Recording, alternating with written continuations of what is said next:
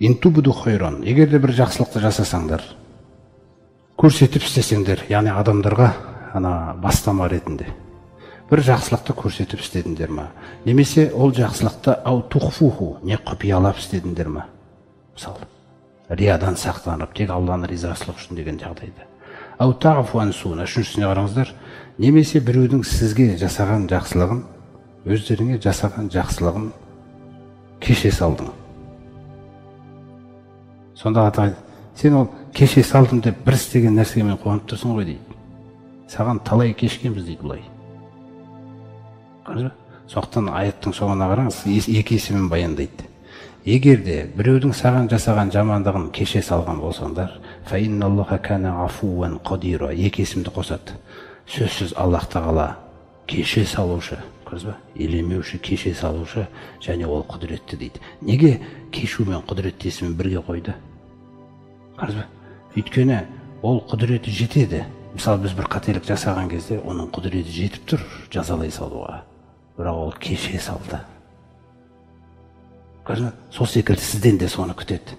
Сіздің құдіретіңіз жетіп тұр, оны жұмыстан шығарып жіберуге, немесе оны жаңағындай айқайлап тастауға болған. Оның бірақ сіз кеше саласыз. Сіз дәлелдемейсіз өзіңізді. Керек жоқ өзің дәлелдеп. Сол жақсылығың арқылы Алла тағала кісінің жүрегін жарады екен да, нұрға. Ойлана бастайды екен.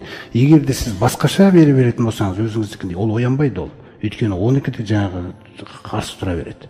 Сол үшін Алла тағала бізге ла тастауил хасанату ва ла саййа дейді. Мысалы, Нахл сүресінде жақсы іс пен жаман іс ешқашан тең болмайды дейді. Ешқашан бастары қосылмайды дейді бұның.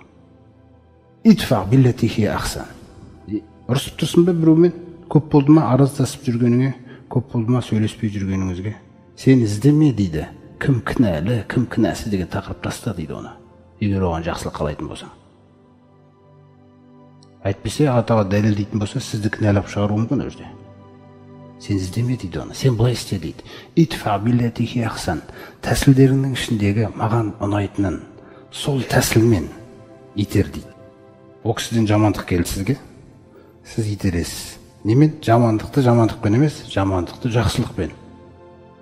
Мысалы, Жибрил келіп осы аятты түсіндірген кезде, кешірімділік тұста дегенде Жибрил айтқан: кім сенімен байланысын үзсе туысқандарынан, сен үзбе дейді. Олар үзді, өйткені олар нәпсінікі және шайтанның түртуінде, ал сен Алланыкісің, сізге болмайды үзуге. Егер сіз үзсеңіз, онда сіз де өзіңіздікісіз, өз шайтан түткенде шайтандікісіз сол сәтте болды. Құрайтыр сізде жаңағы түбінде тозақтан құтқаратын деген дәлеліңіз болған болмаса. Өйткені сіз сынақта екеніңізді біліңіз. Сізді туысқаныңызбен сынайды.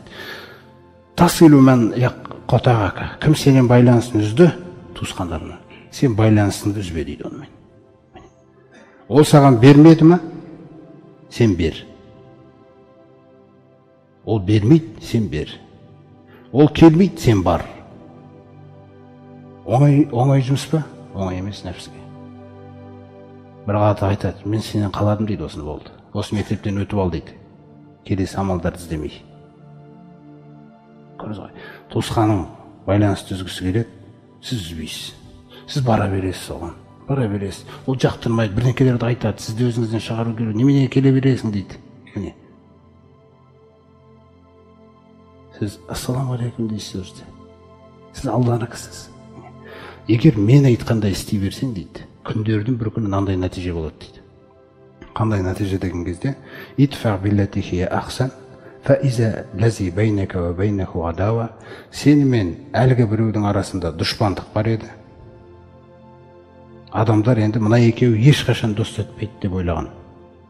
Кааннаху валиюн хамим. Егер мен айтқандай істей берсең, ыстық досың болып кетеді дейді. Бірақ мына нәрсені есіңе салайын дейді. Соңында қараңыз. Вама юлаққаха илля лазина сабару. Менің бұл тәлімімді тек қана сабырлар ғана қабылдай алайды дейді жүрегіне. Қалғандар өйткені бүгін істеуі мүмкін, оны результат болған жоқ. Тағы барды результат. Қойшы мынаны деу мүмкін. Тек қана сабырлар ғана мына тәсілімді ұстайды дейді. Вама юлаққаха илля лазина сабару. Қараңыз қалай айтып отыр. Тек сабырлар ғана қабылдай алайды дейді бұны, шыдай алады дейді бұл тәліміме. وَمَا يُلَقَّهَا إِلَّا ذُو حَظٍّ عَظِيمٍ. Сондай-ақ біз өзіне білім бергендер, міне, көп білім бергендер солар ғана шыдай алуы мүмкін дейді. Көп білім деген ол не деген кезде? Көп білім деген нәрсе Омар радиаллаху анхудың түсіндіру бойынша тағалламул илма, білімді үйреніңдер, ва тағалламул илми ас-сакина, білімнің ұстамдылық қасиетін қоса үйреніңдер дейді. Сен білім болғаннан кейін Алланың тәрбиесінде болғаннан сен ұстамды болу керексің. Ұстамдылық деген не? Сізді түртіп қалады. Сізге біреу тілмен тиіседі, сізге біреу мінезімен тиіседі, сізді қозғай алмайды. Сіз Алланың кісісіз. Рахманның құлдары жердің бетінде салмақтарын жоғалтып алмайды дейді. Характерін жоғалтамайды дейді олар. Ол характер. Осы нәрсеге қарай Алла тағала аятта да тәрбиелеп отыр ғой. Кешірімділікті ұстаған ей пайғамбар. Сондай-ақ жақсылықты бұйырып жүр адамдардың арасында. Сондай-ақ анан адамдардан бір мінез кетіп қалса, сөз кетіп қалса сен жаққа қарай, артық кетіп қалса хақыңа қарай, сен назар аудара берме дейді оған. Көңіл бөле берме дейді. Яғни ілігу деген нәрсе бар ғой. Қосос сүресінде айтады. Саламун алейкум деп айтады екен, салия қылатындар. Сендерге сәлем болсын деп айтады екен да. Ла набтағил жахилин. Біз білмейтіндермен ілік іздемейміз дейді. Ол сынақ. Сондай адамдар өмірде көп болуы, ол сізді әбден полировать етіп пісіру үшін ғой адамдар. Сіз ойламаңыз, қоғамның бәрі неге қашан түзу болып кетеді деген нәрсе. Жоқ, қоғам бірте-бірте. Ана әлі келмей жүргендер сізді мазалайды біраз. Сөзмен, тілмен, сіз оны жек көріп кетпеңіз. Сіз біліңіз, Алла тағала сізді тәрбиелеп отыр да. Сіз оқиғада өзіңізге қарай істетіңіз. Бір адам келіпті сізге, сіз білетін хадисті сізге келіп айтып отыр. Осындай бір хадис айтып берейінші сізге деді. Сол сөзде шайтан түртуі мүмкін. Бұл сен білетін хадис немеге айтады бұл деп.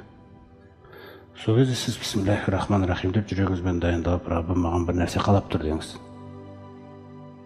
Алла тағала маған осы кісі арқылы бір ғибрат берейін деп тұр деп тыңдаңыз оны. Сосын ол айтады. Оның айтуының өзі, ана хадис жаттап келді ғой. Сіз оны бұрын естісеңіз, ол енді естіп нұрға қуанып тұр ғой. Есіге айтқысы келіп тұр оны. Оның жүрегіндегі қуанышына қуана алмасаң, сен қайдағы пайғамбардың үмбетісің сен? Қай сүннетті дәлелдемек болырсың? Ол қуанып келді, ол қуанышымен бөліскісі келіп, жаңағыдай нәрсемен келді да, сіз қуанышына көмектестіңіз оған. Қуандыңыз, сосын айттыңыз, Алла риза болсын, пайғамбарымыз осындай бір хадисін маған осында келіп айтқызғаны сен үшін депті. Сен мұсылманның жүрегіне қуаныш сыйладың қалай болады? Мысалы, ахаббул аъмали илаллахи дейді пайғамбарымыз. Амалдардың ең сүйіктісі дейді Аллаға, ан tudkhila сурура фи қалби ахика, бауырының жүрегіне қуаныш сыйлауың дейді да. Сондықтан айналаңдағы мұсылмандарды ұмытпа, жалғыз болма, жалғыздық ол Алла тағала. Сіз бізді бауыр болуды қалаған, дос болуды қалаған. Бір-бірлеріміздің жаңағы сүрінген кездеріміз, күнә болып қалған кездерімізді кешіруді, өзара кешіруді үйретеді бізге. Аңдымауды үйретеді да. Біреудің қатесін көрдің бе? Ешкімге айтпа оны. Соның қатесі үшін оны жек көріп кетпе, хақың жоқ. Әйтпесе Алла тағала сен баяғыда жек көре салу керек еді. Ешкімді жек көрме, күнә үшін сүрінбейтін адам жоқ. Ол сүрініп қалды. Бар да оған насихат айтып көр. Сосын Алла мені осындай сынақтан сақтай көрші де. Бірақ адамның өзін жек көріп кетпе. Пайғамбарымыз сосын сол күнәда жүрген адамдар тәрбиеледі ғой. Қаншалық сабыр етіп қастарында.